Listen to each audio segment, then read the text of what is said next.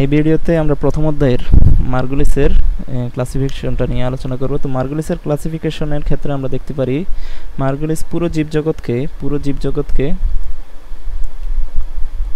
জীবজগৎকে দুইটা সুপার কিংডমে ভাগ করে। একটা হচ্ছে আমার প্রোক্যারিওটিক, আর একটা হচ্ছে ইউক্যারিওটিক বা প্রোক্যারিওটা অথবা ইউক্যারিওটাও বলে। আচ্ছা, ইউক্যারিওটা।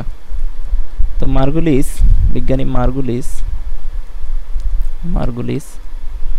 মার্গুলিস পুরো জীবজগৎকে দুইটা সুপার কিংডমে ভাগ করছে। হ্যাঁ, সুপার কিংডম, এই সুপার কিংডমে ভাগ করছে। একটা হচ্ছে আমার কি প্রোক্যারিওটা, আর একটা হচ্ছে ইউক্যারিওটা। তো এখন প্রোক্যারিওটা আর ইউক্যারিওটা এটা মানে কি? প্রোক্যারিওটা মানে হচ্ছে আদিকোষী, এটাকে আবার বলা হচ্ছে আদিকোষী জীব। এটা হচ্ছে আদিকোষী জীব। আর ইউক্যারিওটা মানে হচ্ছে প্রকৃতকোষী, মানে প্রকৃতকোষী যত জীব আছে জীবজগতে, প্রকৃতকোষী যত জীব আছে সবগুলো হচ্ছে ইউক্যারিওটা সুপার কিংডমের অন্তর্ভুক্ত। সুপার কিংডম দুইটা, একটা হচ্ছে প্রোক্যারিওটা আর একটা ইউক্যারিওটা। ইউক্যারিওটা হচ্ছে প্রকৃতকোষী, যত রকমের প্রকৃতকোষী জীব আছে সবগুলো হচ্ছে আমার ইউক্যারিওটার অন্তর্ভুক্ত। আর যত রকমের আদিকোষী জীব আছে সবগুলো হচ্ছে আমার এই প্রোক্যারিওটা সুপার কিংডমের অন্তর্ভুক্ত। এখন প্রোক্যারিওটা সুপার কিংডম, আচ্ছা আগে আদিকোষী আর প্রকৃতকোষী কি এটা বুঝে নেই। এই যে আমরা এখানে ক্যারিও শব্দটা দেখতে পাচ্ছি, ক্যারিও, তো ক্যারিয়ন এটা আসছে ক্যারিয়ন থেকে। এই ক্যারিয়ন শব্দটার অর্থ হচ্ছে আমার নিউক্লিয়াস। ক্যারিয়ন শব্দটার অর্থ নিউক্লিয়াস। এখন নিউক্লিয়াসের গঠনের মধ্যে এই দুইটার মূল পার্থক্য হচ্ছে এই নিউক্লিয়াসের গঠনে। এখন আদিকোষের ক্ষেত্রে আমরা দেখি কি, একটা যদি কোষ আঁকাই, এই আদিকোষের নিউক্লিয়াসে, আদিকোষী জীবের কোষের নিউক্লিয়াসটা সুগঠিত থাকে না।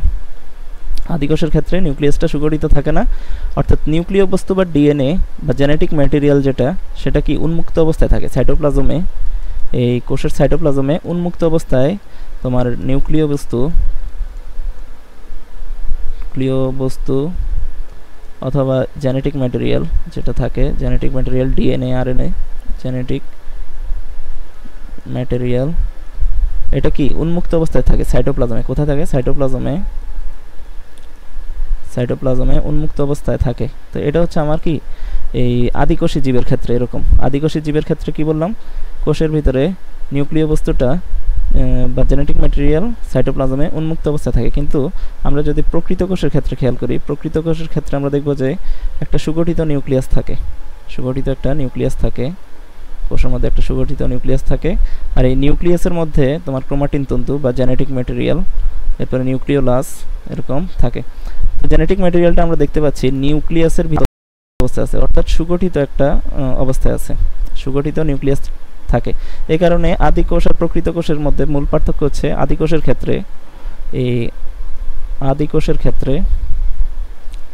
ক্ষেত্রে সুগঠিত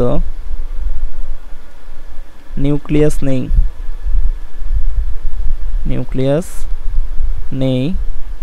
এই যে দেখো এখানে আদিকোষ, এটা হচ্ছে আদিকোষের মধ্যে এরকম কোনো নিউক্লিয়াস নেই। এই জেনেটিক ম্যাটেরিয়াল বা নিউক্লিয় বস্তুটা আমার ডিএনএটা কি উন্মুক্ত অবস্থায় সাইটোপ্লাজমে উন্মুক্ত অবস্থায় আছে। কিন্তু এখানে এই দেখো এই নিউক্লিয়াসের ভিতরে কি আমার জেনেটিক ম্যাটেরিয়াল ডিএনএ অবস্থান করছে, এখানে নিউক্লিওপ্লাজম থাকে। এটা আমরা নিউক্লিয়াসের গঠনে বিস্তারিত আলোচনা করব। তো আদিকোষের ক্ষেত্রে কি সুগঠিত নিউক্লিয়াস নেই। আর প্রকৃত কোষের ক্ষেত্রে আমরা কি এই নিউক্লিয়াসের গঠনটা দেখতে পাই, সুগঠিত একটা গঠন দেখতে পাই। আর নিউক্লিয়াসের ভিতরে কি আমার ডিএনএ বা জেনেটিক ম্যাটেরিয়ালটা থাকে। আর আদিকোষের ক্ষেত্রে কোথায় এই ডিএনএ বা জেনেটিক ম্যাটেরিয়ালটা আমার সাইটোপ্লাজমে উন্মুক্ত অবস্থায় থাকে, আর প্রকৃত কোষের ক্ষেত্রে নিউক্লিয়াসের মধ্যে আবদ্ধ অবস্থায় থাকে। তো এটা হচ্ছে সুগঠিত নিউক্লিয়াস আছে। হ্যাঁ, প্রকৃত কোষের ক্ষেত্রে সুগঠিত নিউক্লিয়াস আছে।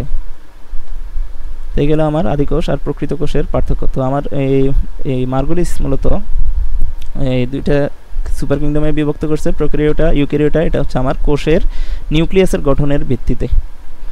তো এরপরে তো আবার লেখিনি বিষয়টা। তো পরবর্তীতে এই দুইটা সুপার কিংডমকে পরবর্তীতে মার্গুলিস আরও 5টা রাজ্য ভাগ করছে। তো প্রোক্যারিওটের মধ্যে শুধুমাত্র আমার একটা রাজ্য আছে, সেটা হচ্ছে কি মনেরা রাজ্য। আর ইউক্যারিওটের মধ্যে আমার 4টা রাজ্য আছে। হ্যাঁ, প্রোক্যারিওটের মধ্যে আছে আমার একটা রাজ্য, আর ইউক্যারিওটের মধ্যে আছে আমার 4টা রাজ্য। তো প্রোক্যারিওটের রাজ্যটার নাম কি আমার মনেরা। তো আর ইউক্যারিওটের মধ্যে আছে প্রোটিস্টা, ফানজাই, প্লান্টি আর অ্যানিমেলিয়া, এই 4টা রাজ্য। তো ইউক্যারিওটা আর প্রোক্যারিওটা। তো এই আলোচনায় আমরা মনেরা রাজ্যটা নিয়ে একটু আলোচনা করে নিই। এখন মনেরা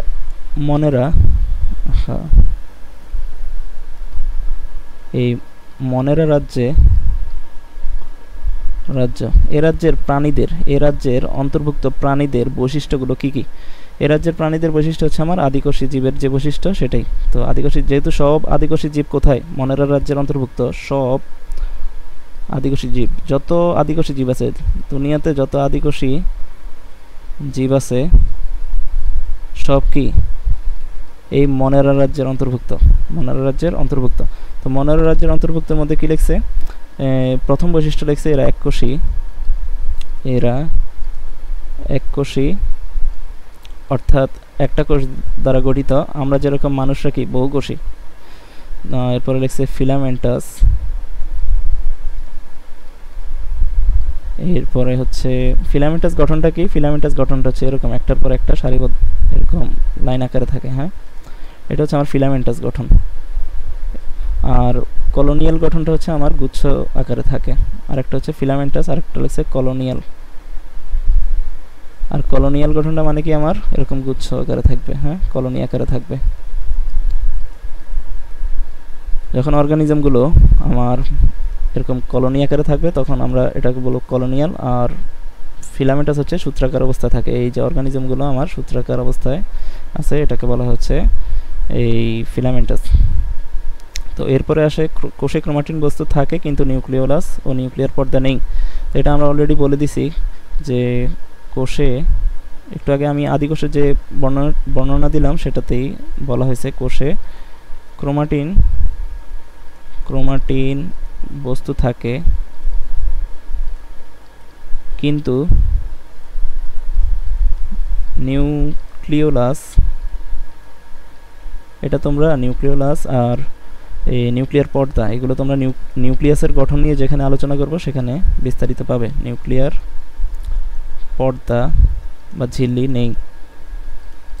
তো এখন ক্রোমাটিন বস্তুটা কি? ওই যে আমি বলছিলাম যে একটা এই আদিকোষের বৈশিষ্ট্য কি? আদিকোষের মধ্যে আমার এই জেনেটিক ম্যাটেরিয়াল, এটাকে আর কি ক্রোমাটিন বস্তু বলছে আর কি। হ্যাঁ, বা ডিএনএ ক্রোমাটিন বস্তু, ডিএনএ বলো অথবা ক্রোমাটিন বস্তু বলো অথবা তুমি নিউক্লিয় বস্তু বলতে পারো। তো এখানে এক এক জায়গায় এক এক নামে এটাকে রিপ্রেজেন্ট করে। হ্যাঁ, ডিএনএ কোথাও বলবে ডিএনএ, কোথাও বলবে ক্রোমাটিন বস্তু, কোথাও বলবে নিউক্লিয় বস্তু, অথবা কোনো জায়গায় বলবে কি আমার জেনেটিক ম্যাটেরিয়াল। সব একই জিনিসকে বোঝায়, মূলত ডিএনএ কে বোঝায়। হ্যাঁ, তো জেনেটিক ম্যাটেরিয়াল, তো এগুলো সবগুলো একই কথা। তো মূলত আমার এই ক্রোমাটিন বস্তু বা ডিএনএটা কি উন্মুক্ত অবস্থায় থাকে কিসে? এই আদিকোষী জীবের ক্ষেত্রে। আমি একটু আগে বলছিলাম আদিকোষী জীবের ক্ষেত্রে আমার এই ডিএনএ বা ক্রোমাটিন বস্তু কি উন্মুক্ত অবস্থায় থাকে। এটা এরকম নিউক্লিয়াসের মধ্যে থাকে না। আমরা প্রকৃত কোষের মধ্যে কি দেখব? এরকম নিউক্লিয়াস আছে, নিউক্লিয়াসের মধ্যে আমার এই ডিএনএটা থাকে। কিন্তু আদিকোষী জীবের ক্ষেত্রে আমার নিউক্লিয় বস্তুটা এরকম কোনো নিউক্লিয়াসের ভিতরে থাকবে না, এটা সাইটোপ্লাজমে উন্মুক্ত অবস্থায় থাকবে। তো এখানে এটাই লিখছে কোষে ক্রোমাটিন বস্তু থাকে কিন্তু নিউক্লিওলাস আর নিউক্লিয়ার পর্দা নেই। নিউক্লিওলাস আর নিউক্লিয়ার পর্দা কোথায় থাকে? প্রকৃত কোষী জীবের ক্ষেত্রে আমরা নিউক্লিওলাস আর নিউক্লিয়ার পর্দা দেখতে পাই। তো 3 নম্বর যে গঠনটা বলছে যে এদের মধ্যে কোনো কোষীয় অঙ্গাণু, বিভিন্ন কোষীয় অঙ্গাণু থাকে। প্রকৃত কোষের মধ্যে আমরা বিভিন্ন কোষীয় অঙ্গাণু দেখতে পাই, যেমন প্লাস্টিড, এরপরে মাইটোকন্ড্রিয়া, এরপরে ধরো আরও কি আছে, এন্ডোপ্লাজমিক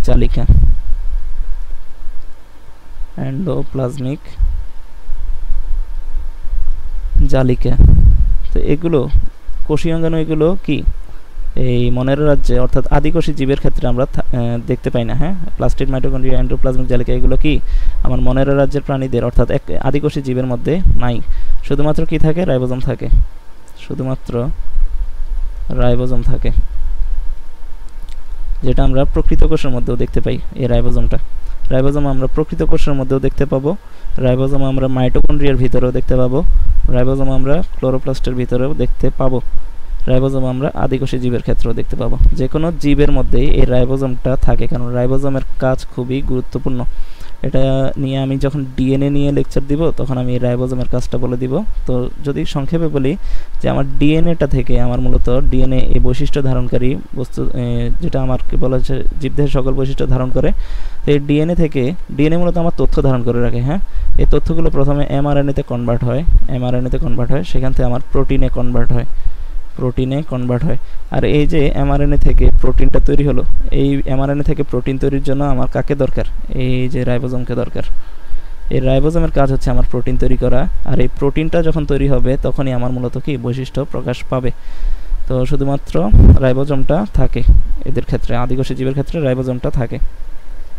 তো প্রধানত শোষণ, আচ্ছা, দ্বিবিভাজন প্রক্রিয়ায় বিভাজন সম্পন্ন হয়। তো এখানে বলছে দ্বিবিভাজন প্রক্রিয়ায় সম্পন্ন হয় কোষ বিভাজন।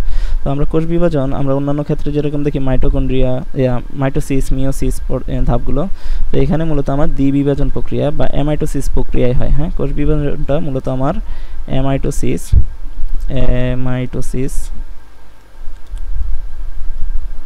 বা দ্বিবিভাজন প্রক্রিয়ায় হয়।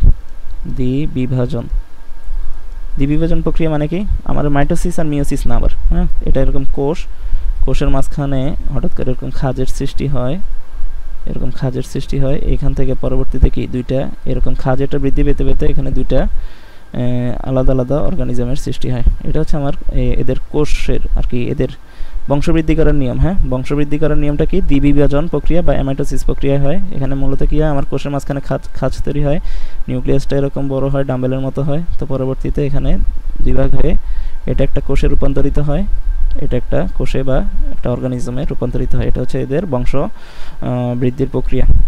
তো এখানে খাদ্য তারা কিভাবে খায়, কিভাবে শোষণ পদ্ধতিতে খাদ্য গ্রহণ করে, তবে কেউ কেউ ফটোসিনথেসিস বা সালোকসংশ্লেষণ পদ্ধতিতে খাদ্য প্রস্তুত করতে পারে। অর্থাৎ এদের মধ্যে কিছু কিছু জীবের মধ্যে আমার কিছু পিগমেন্ট থাকে। হ্যাঁ, এই পিগমেন্টগুলো আমার সালোকসংশ্লেষণে সহায়তা করতে পারে।